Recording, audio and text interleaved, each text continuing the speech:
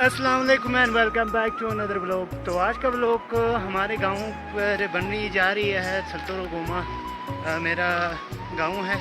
सो यहाँ के जितने भी एरियाज़ हैं मैं आप लोगों को दिखाऊंगा। तो कैसा है एरिया और इस एरिया के बारे में क्या राय रखते हैं कमेंट बॉक्स में ज़रूर बताएं, और पसंद आए तो लाइक करें, चैनल पे नए हो तो सब्सक्राइब करें। तो अभी मैं इस रास्ते से जा रहा हूँ, ये ग्यारी साइड का रास्ता है। यहाँ से ग्यारी साइड जाते हैं और हमारा जो दूसरा आबादी साइड पे है, मतलब जहाँ पर हम खेती बाड़ी वगैरह करते हैं, उस साइड पे भी जाने के लिए यहाँ से रास्ता है।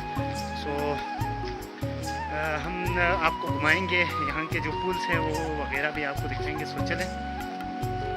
तो इस साइड को तफ़ा साइड कहा जाता है और यहाँ से ग्यारी सेक्टर की तरफ यहाँ से जाना होता है। ये जो है मतलब हमारे आबादी इस साइड पे हैं और यहाँ पर बहुत सारे खच्चर वगैरह आए हुए हैं, वो भी आप लोगों को दिखाऊंगा।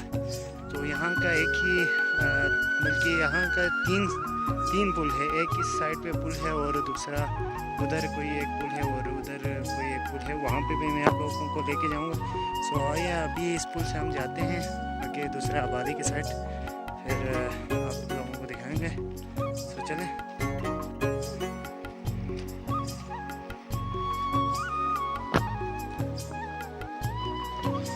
तो ये वे पुल, यहाँ से जब हम गंदम वगैरह काटते हैं तो इस साइड से लेके आते हैं ताकि आसानी के साथ गाँव लेके जा सके। तो ये लोकल हमने बनाए हुए हैं, अपने उससे बनाए हुए हैं। सो यहाँ पर लकड़ी का ज़्यादा इस्तेमाल किया है और कुछ तार वगैरह का भी इस्तेमाल किया है, जिसकी वजह से ये खड़ा है।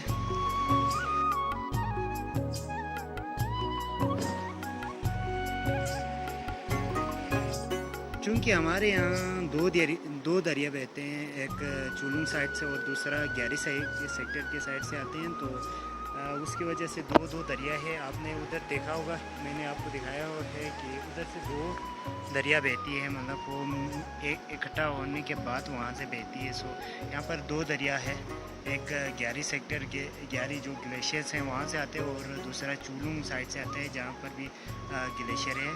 सो मोस्टली हमारे यहाँ के लोग बॉर्डरों में जाके पोटरिंग का काम करते हैं और पाक फौज के लिए राशन मुहैया करते हैं। सो इसकी वजह से इन्होंने ज़्यादातर घोड़े रखे हुए हैं। अभी मैं आपको दिखाता हूँ कि बहुत सारे घोड़े यहाँ पर मौजूद हैं। तो अभी उसका सीज़न ख़त्म हो गया है, उसकी वजह से इनको छोड़ दिया गया है। जो ही सीज़न होते हैं तो इन सबको ऊपर लेके जाना होता है और बॉर्डरों पे राशन लेके जाना होता है। सो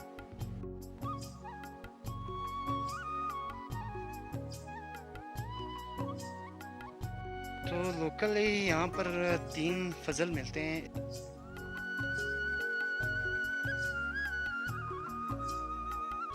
तो अभी सर्दियों का वक्त आया हुआ है, इसकी वजह से ये जितने भी खेत वगैरह था वो तो सारे काट के ख़त्म हो गए हैं। मशीन में लगा के उसका जो भी प्रोसेस है वो कर चुके हैं। अभी ऐसा होता है कि यहाँ पर जितने भी भेड़ बकरी गायें वगैरह हैं उन सबको यहाँ पर छोड़ा जाता है ताकि ये लोग यहाँ से कुछ खा सके और अपना पेट भरा सके।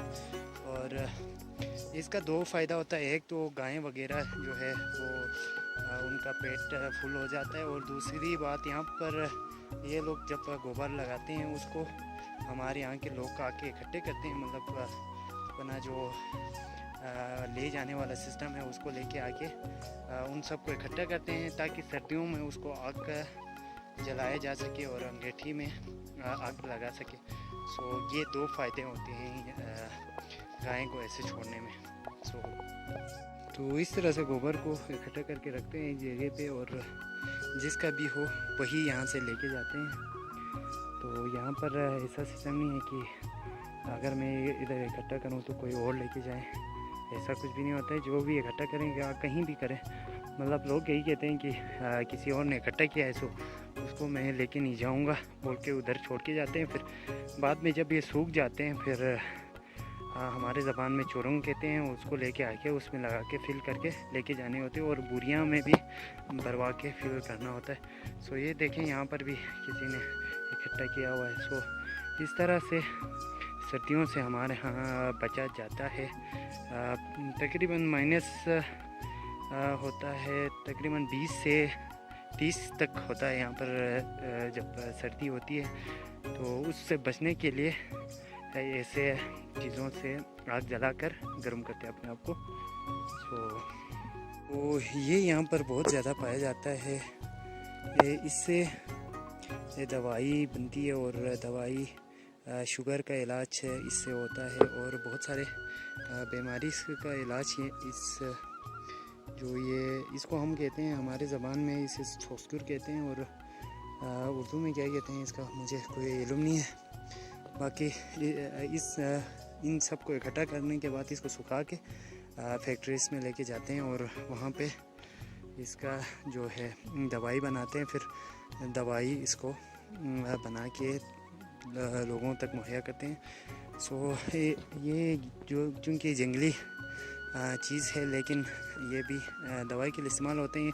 तो मोस्टली यहाँ पर इसी का जो पौधा है वो बहुत आपको दिखने को मिलेगा। आप देख सकते हैं हर जगह इसी का पौधा है। ये देखिए ये कांटा है, इसके ऊपर आते हैं और इसे हम बल्ती में कहते हैं छोक और छोस्कुर।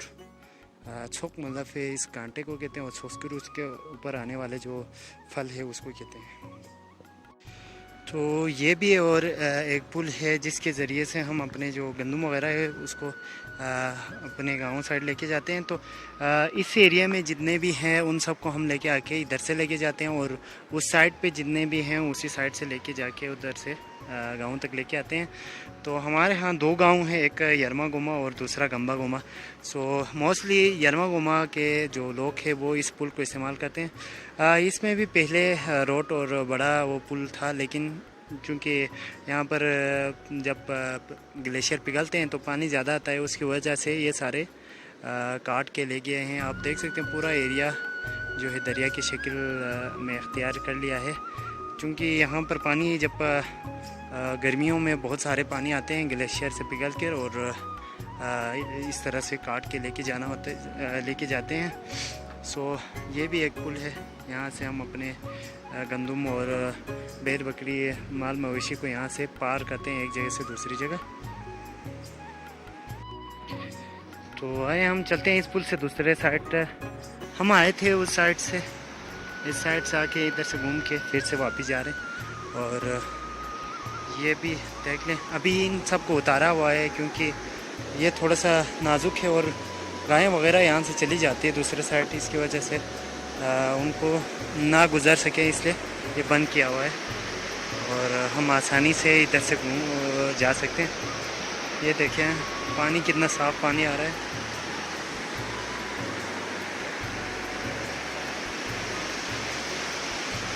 तो ये जब सर्दियाँ शुरू होती है तो इस तरह पानी आती है क्योंकि कटाव और ग्लेशियर से पानी पिघल के आना ये कम हो जाता है। तो जब ये ज़्यादा आता है तो इधर से काला काला पानी आ जाता है और तकरीबन ये जो है जितने भी ज़मीन है उसको काटते हैं।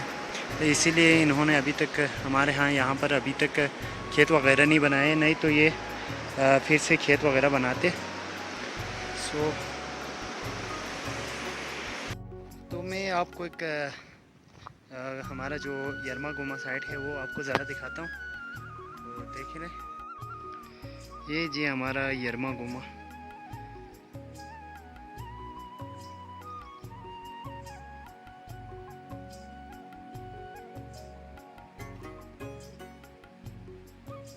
हमारे यहाँ चूँकि गैस वगैरह का सिस्टम नहीं है तो हम ज़्यादातर लकड़ी और गोबर का इस्तेमाल करते हैं और आग जलाते हैं।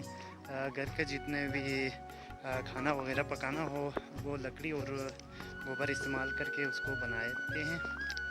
तो मोस्टली यहाँ पर भी अभी ऐसा दौर आया है कि यहाँ पर सीमेंट का जो काम है वो ज़्यादा उरूज पर है और यहाँ यहाँ के लोग अभी सीमेंट का घर बनाते हैं और आरसीसी बनाते हैं।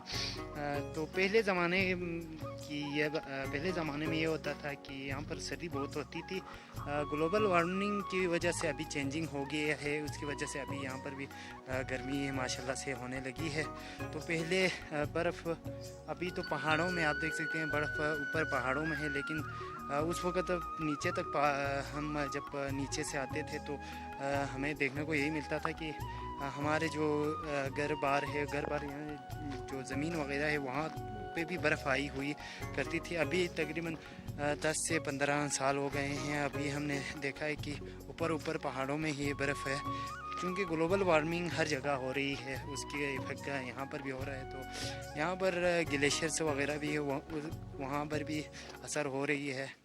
तो हमने सुना हुआ है कि जो लास्ट में वर्ल्ड वार होगा वो पानी के ऊपर होगा। तो इसी तरह मतलब ये सच है, क्योंकि ग्लोबल वार्मिंग की वजह से अभी जितने भी बर्फ़ वगैरह हैं वो पिघल रहे हैं, ग्लेशियर्स वगैरह हैं वो पिघल रहे हैं, उसकी वजह से पानी का जो है किल्लत होगा। तो थर्ड वर्ल्ड वार होगा वो पानी का होगा। तो ये बेड़ू है और यहाँ पर कुछ बकरियाँ भी है। तो इस तरह से हमारे यहाँ जो जानवर है उनको भी पाला जाता है और इस तरह से दरख्त वगैरह की सेफ्टी करते हैं ताकि ये जानवर वगैरह खा ना सके। तो मेरा जो ब्लॉग बनाने का मकसद है, मैं अपने इलाके को प्रमोट करना चाहता हूँ। तो मुझे आप लोगों की सपोर्ट चाहिए। अगर चैनल पर नए हो तो सब्सक्राइब करें और वीडियो ज़्यादा से ज़्यादा शेयर करें। कमेंट बॉक्स में आप अपनी राय दें कि आपको क्या देखना है हमारे गाँव के बारे में। आप लोगों ने सुना होगा छलतुरो सियाचिन का, अगर नहीं सुना है तो आप गूगल पे भी सर्च कर सकते हैं, आपको मिल जाएगा। और इससे भी पता ना चले तो मैं आप लोगों को बता दूंगा। मेरा चैनल सब्सक्राइब करें। तो मुझे जितना पता है मैं आप लोगों को बताऊंगा। यहाँ पर जो एजुकेशन का सिस्टम है वो भी माशाल्लाह से हाईली है, क्योंकि पुराने वक्तों में हमारे जो ख़वातीन फीमेल लड़कियां थी उनको कम पढ़ाया जाता था। तो उस वक़्त ऐसा सोचना था कि लड़कियों का पढ़ना कोई मकसद नहीं होता। अभी माशाल्लाह से वो सारे ख़त्म हो गए हैं और जितने भी बच्चियां हैं वो स्कूल जाती है और वो भी पढ़ती हैं और बच्चे भी दोनों, मतलब बेटा और बेटी दोनों पढ़ती हैं यहाँ पर। तो एजुकेशन का माशाल्लाह से हाईली लेवल हो चुके हैं यहाँ पर।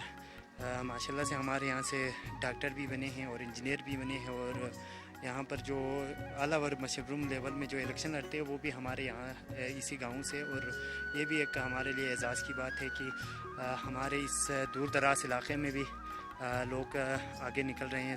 ये हमारे लिए काबिल फ़ख्र की बात है।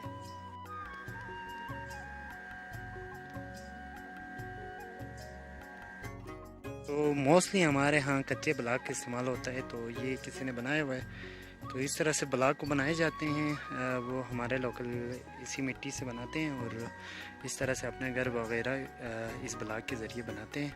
क्योंकि ये ठंडा इलाका है, आप लोगों को पता है कि ये सियाचिन है। सियाचिन में तो सियाचिन का नाम जो ही सुनते हैं मतलब ऐसा लगता है कि ऐसे इलाका जहाँ पर पूरा बर्फ़ हो। आप लोगों को पता है कि ठंडा इलाका है।